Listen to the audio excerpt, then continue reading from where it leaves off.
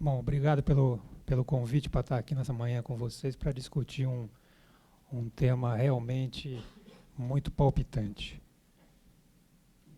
Se a gente for pensar um pouco retrospectivamente, a gente falar de tratamento clínico em lesões multiarteriais, alguns anos atrás isto era que indiscutivelmente esses pacientes tinham que ser encaminhados para o tratamento intervencionista. O tratamento clínico começou a passar por uma série de transformações, por um aparecimento de uma série de drogas mais potentes, hipomilipemiantes, antiagregantes plaquetários, beta-bloqueadores. Então, esse panorama começou a se mudar nos anos para que o tratamento do paciente em angina estável fosse, primeiramente, abordado clinicamente e, num insucesso ou na falha do tratamento, ele fosse abordado do modo intervencionista. Se a gente analisar a literatura, a gente observa que trabalhos na década de 90, todos os pacientes multiarteriais eles eram preferencialmente levados à cirurgia, salvo naqueles doentes uniarteriais que ainda se tentava o tratamento clínico. Mas, com todo esse desenvolvimento da farmacologia, isso realmente começou a mudar. Então, a gente faz duas perguntas. Existe papel para tratamento clínico em pacientes multiarteriais? Melhor, existe a possibilidade de tratamento intervencionista sem tratamento clínico? Então, se a gente pegar trabalhos de 1990 e começar a avaliar os multiarteriais, a maioria deles eram levados para a cirurgia com um resultado bom, tá? Mas nessa data, o tratamento clínico realmente não era um tratamento clínico tão intervencionista como a gente começou a fazer, e se observou que realmente a mudança do tratamento clínico mudou o panorama do tratamento da doença coronariana crônica nos pacientes com angina estável. Todas as curvas de mortalidade, elas eram preferencialmente para a revascularização do miocárdio. E o tratamento clínico apresentava resultados realmente não tão promissores quanto a gente começou a ver quando o tratamento de intervenção clínica começou a ser mais ativo. Se entendeu que o controle dos fatores de risco da doença coronária, mudança de estilo de vida, mudou realmente o prognóstico. E ele foi agregado num tratamento clínico otimizado a todos os processos, seja ele clínico exclusivamente, seja ele intervencionista, angioplastia ou cirurgia. Então, o tratamento clínico ele realmente tem uma participação na melhora da evolução da doença arterial coronária.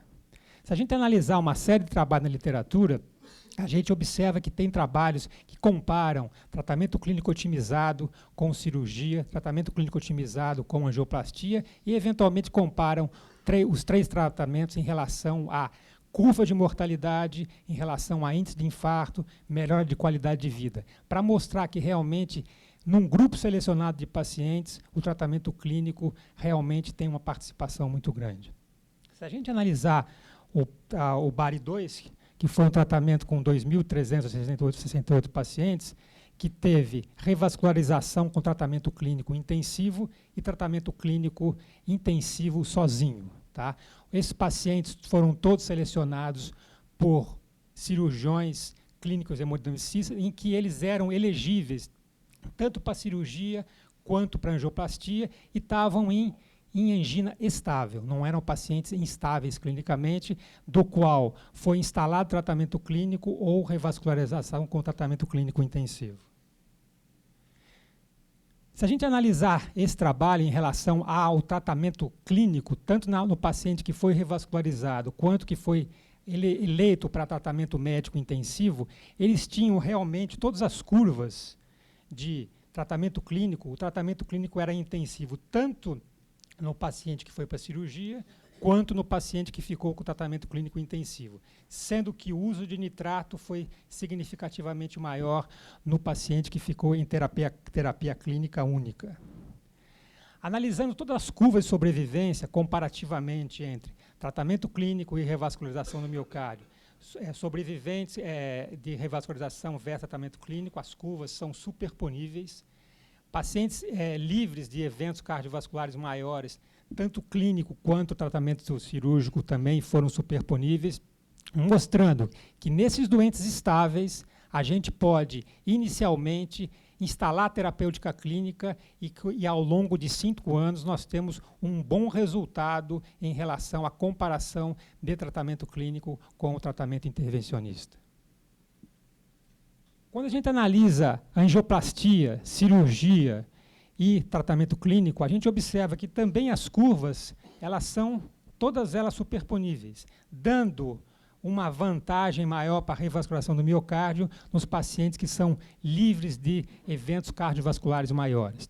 Então, em 5 anos, tá, a gente observa que nesses doentes estáveis multiarteriais, a possibilidade da instalação do tratamento clínico numa fase inicial da doença não é contraindicado, como a gente via anteriormente, em que todos esses doentes eram levados ao tratamento cirúrgico. Lógico que a intervenção clínica ela pode ser instalada e a análise caso a caso da evolução desses pacientes, ele pode ser mudado no curso do tratamento. O que a gente realmente frisa é que nesses doentes estáveis, a gente pode inicialmente instalar a terapêutica clínica e mostrando na maioria dos trabalhos da literatura que os resultados são bons e são superponíveis com os outros tratamentos. Então, a estratégia de tratamento clínico nesses pacientes com angina estável, eles podem ser instalados com resultado em 5 anos superponíveis ao tratamento intervencionista. Quando a gente analisa o trabalho CURAGE, no qual a gente avaliou 2.287 pacientes com tratamento clínico sozinho e tratamento com angioplastia mais tratamento clínico, nós também vamos ter resultados semelhantes. Esses doentes todos tinham critério para indicação de angioplastia ou cirurgia e foram escolhidos para tratamento intervencionista com angioplastia ou tratamento clínico sozinho. Na análise do número de artérias acometidas, a gente tinha a grande maioria, como eram 2 a 3 vasos, tínhamos lesões proximais mais no tratamento clínico e os pacientes eram de boa função ventricular.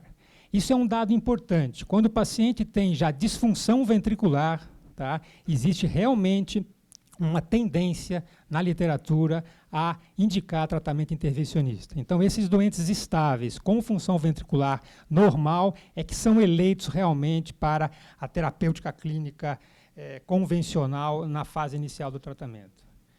Esses doentes analisados em 1, 3 e 5 anos, tanto no grupo da angioplastia quanto no grupo do tratamento clínico, eles tinham também tratamentos médicos bem otimizados. O tratamento clínico, tanto no grupo intervencionista como no grupo clínico, o tratamento clínico era realmente bem otimizado, mostrando que a junção dos 2 tratamentos sempre se faz necessária. Seja a terapêutica clínica simples ou o tratamento intervencionista, é muito importante que esses doentes se mantenham num tratamento clínico otimizado, porque melhora também os resultados do tratamento intervencionista.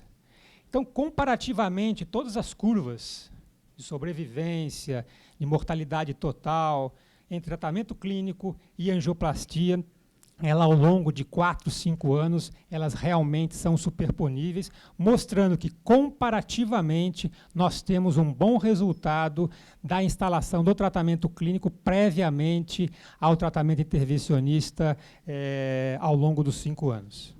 Então, é possível realmente optar inicialmente pelo tratamento clínico durante a fase inicial de abordagem desses doentes, com bons resultados no paciente que tem angina estável, em termos de evolução ao longo dos 5 anos.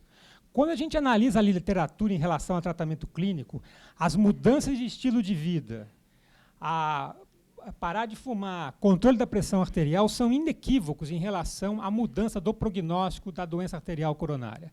Todos esses guidelines demonstram que atividade física, o paciente emagrecer, parar de fumar, muda o curso da doença em todos os guidelines. Então, isso aqui o tratamento clínico intensivo com mudanças de estilo de vida é fundamental para que a gente tenha sucesso na terapêutica clínica na fase inicial em comparação com as terapêuticas intervencionistas. Mudança de lípides. as estatinas mais potentes, as mudanças das metas dos lípides, mudou realmente o curso da doença. Hoje, a gente tem metas muito rigorosas para os pacientes coronarianos que são dislipêmicos. A gente diminui a quantidade, o LDL a níveis mais baixos, inclusive nos pacientes diabéticos, com uma intervenção muito mais agressiva. E isso aqui está realmente mudando o curso da doença. Antiplaquetários mais potentes, beta-bloqueadores, todos eles são inequívocos realmente na mudança do prognóstico da doença arterial coronária. Drogas que mexem no sistema renina-angiotensina, nitratos, bloqueadores de cálcio. Quando a gente analisa todos os benefícios em todos os guidelines, nós realmente somos inequívocos em observar que esses benefícios são inquestionáveis atualmente. Então, se a gente analisar toda a literatura, a gente observa que tratamento clínico na fase inicial da doença, ele pode ser, sem dúvida nenhuma, nos pacientes com angina estável, instalado a detrimento das outras terapêuticas. Mas nada é uma coisa estanque. À medida que a gente vai acompanhando o paciente, se a carga isquêmica foi aumentando, sintomas não desaparecerem, lógico que a gente tem que pensar em terapeutas intervencionistas. Agora, essas perguntas, existe o papel para tratamento clínico em pacientes muito arteriais? Sim. Sempre, mesmo que a revascularização não for possível. Então, a gente pode realmente instalar tratamento clínico nesses doentes na fase estável da doença. Existe possibilidade de tratamento intervencionista sem tratamento clínico? Não. Todo tratamento intervencionista, seja ele cirúrgico, seja ele angioplastia, ele deve ter um tratamento clínico bem otimizado, porque isso todos os guidelines demonstram que tratamento intervencionista mais tratamento clínico bem otimizado mudou realmente o prognóstico da doença e melhora a evolução do tratamento intervencionista. Obrigado.